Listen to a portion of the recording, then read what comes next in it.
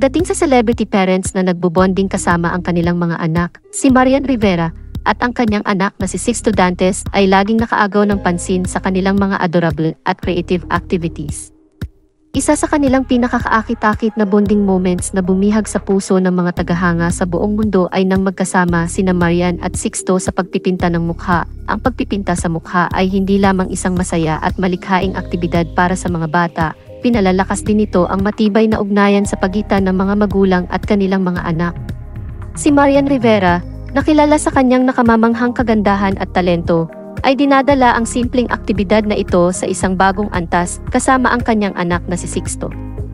Magkasama nilang ginalugad ang mahiwagang mundo ng mga kulay, hugis, at imahinasyon na lumilikha ng maganda at kakaibang disenyo sa mukha ng isa't isa. Si Marian Rivera ay hindi lamang isang mahuhusay na artista at modelo, isa rin siyang hands-on mom na laging naghahanap ng mga bagong paraan para makabonding ang kanyang anak. Sa pamamagitan ng pagpipinta ng mukha, hindi lamang niya ipinakita ang kanyang mga kasanayan sa sining kundi lumikha din ng mga hindi malilimutang alaala kasama si Sixto. Ang kanilang bonding moments ay hindi lamang tungkol sa pagpipinta ng mga mukha. Ang mga ito ay tungkol sa pagtawa, pagkamalikhain at purong kagalakan.